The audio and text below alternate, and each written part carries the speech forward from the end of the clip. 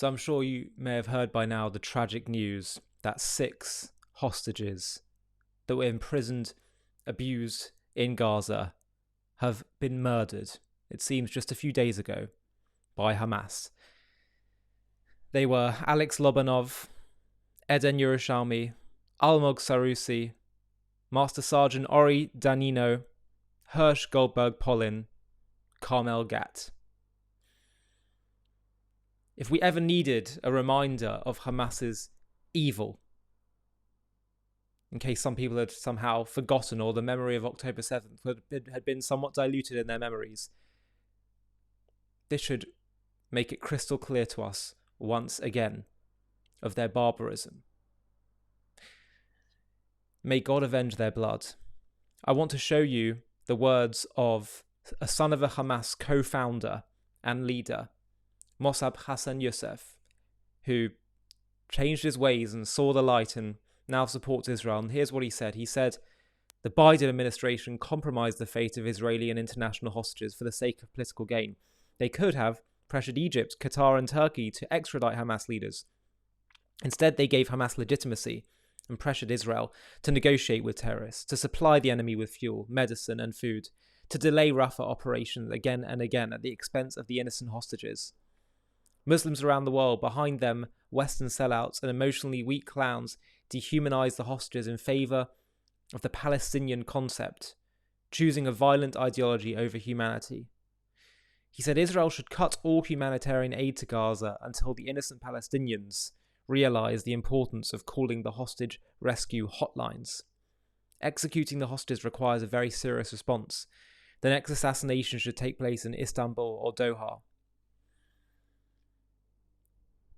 The fact that Israel is supplying aid to Gaza, to an enemy territory, which has majority support for Hamas,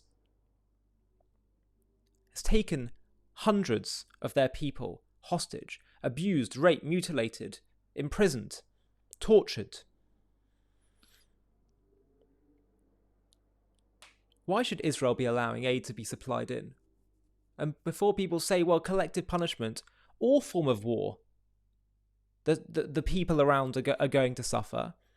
And quite frankly, the moral onus lies with Hamas, who started the war. They are the ones who chose collective punishment for their people. Are you telling me that Israel doesn't have the right to say we're not allowing aid until we get rid of the threat and until we recover our people, until you bring them back to us? And let's be clear, many of the civilians are holding hostages. We found out just a few months ago that it was an Al Jazeera photojournalist lamenting Israel's war crimes. Meanwhile, he was imprisoning hostages himself.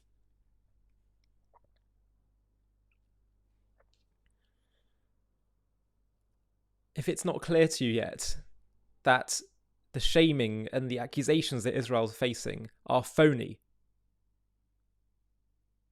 and that for too long the Jewish people and Israel has felt this sense of guilt, that maybe we are in the wrong, maybe we have to cater to the enemy side. Well, these 6 faces here should remind us that absolutely not. We have nothing to apologize for. We should do whatever we need to do to protect our people.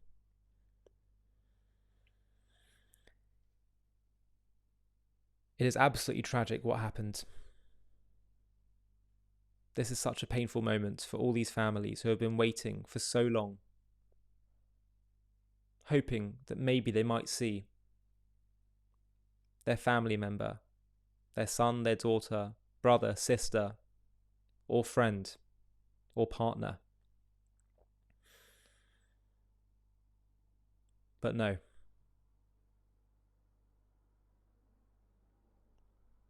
The pain is so great. And we hope and pray that all of their lives and their memories will be a blessing.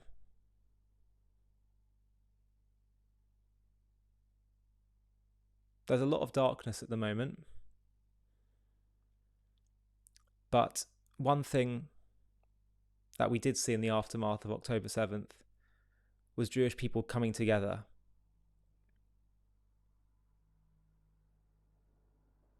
realizing that our differences are very superficial.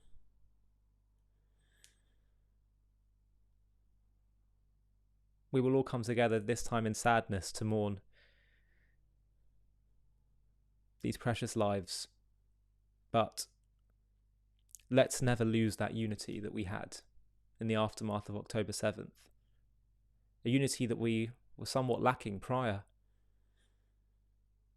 to that fateful day. And let's all certainly unite in our strength of conviction, in the justice of Israel's cause and the Jewish people's cause, which is what Mosab is really saying there as well. So we wish Israel and the Jewish people continued strength, and for the families and friends of these former hostages, we send them a huge amount of love and strength and comfort at what must be this most heartbreaking time.